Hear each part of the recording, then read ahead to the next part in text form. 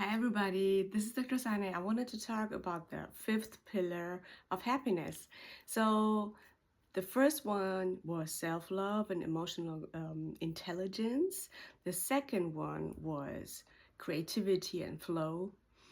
The third one was eros and passion, sexuality for the most. This is what people understand under it.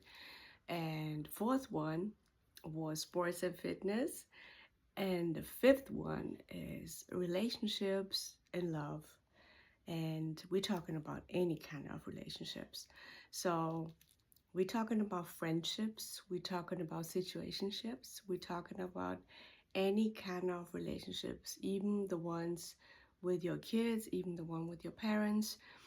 So let's dive into it because it is very important that you know when you are able to keep up with your emotional stability in these relationships, it gives you a lot back because we are here because of love, because somebody loved, and this is why we even existing.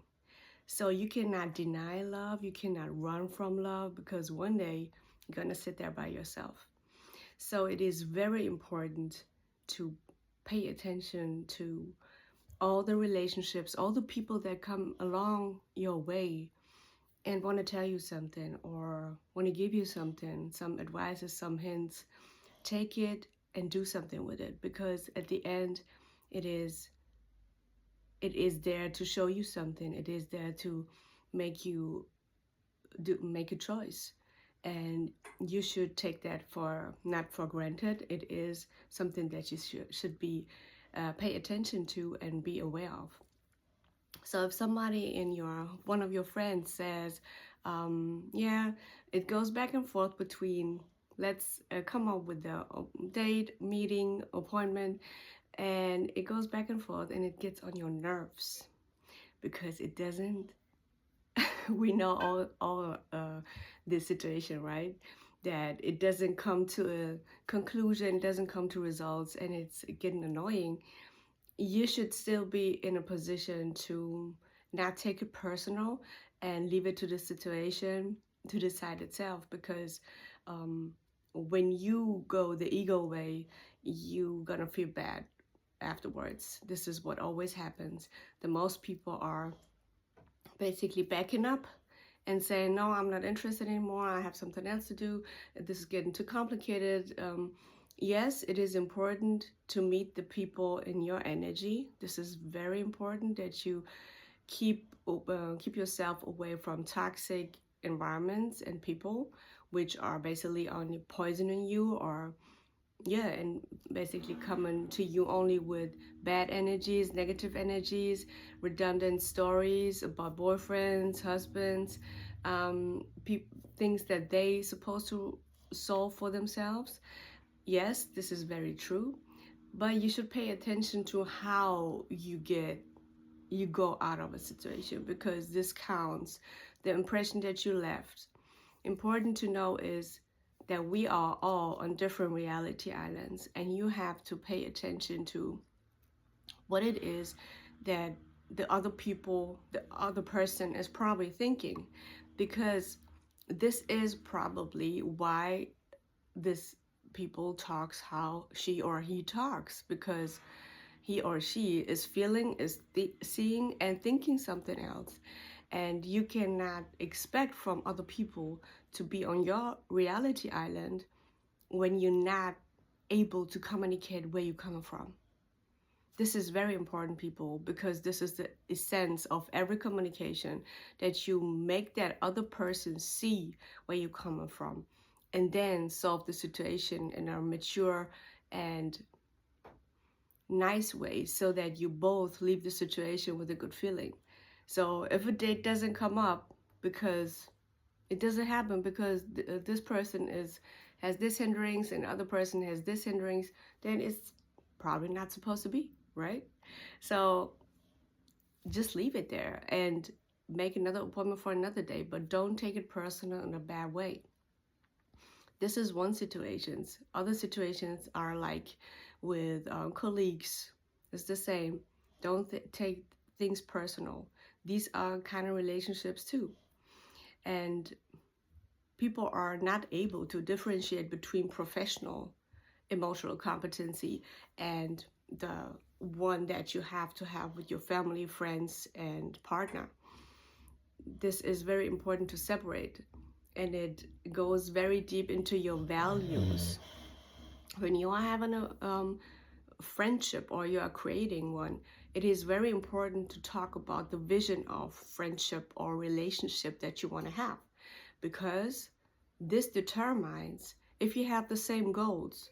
This determines if you are a good, compatible partner for this person or not. And it is very important to pay attention to what is it that I want from this friendship? What kind of imaginations and pictures do I have? What do I want to do with this person? Like, do I want to go to the museum or to the cinema, to the movies, or I want to go dancing? Is it that? Is it that what you're sharing with this person? You should talk about it. You cannot expect and make plans in your head and not come out with this, because it's energy, and if you formulate it right and nicely, it comes back to you. But if you only expect and yeah, think it will happen your way, no, you are two different people on two different reality islands, and it's very important to pay attention to how can I pick this person up so that he or she gets me in the right way, and how can I motivate this person to do what I want him or her to do. Like, how can I motivate this person? Yeah, let's go dancing. It's fun. Let me show you this video. Look at this. And it's so important that when you try this, sometimes you only want to motivate people around you just because they're upset or down or going through bad times. And it's a very, very nice and gentle move to do this. So do it, but do it in a way of, I'm here with you. I'm here for you.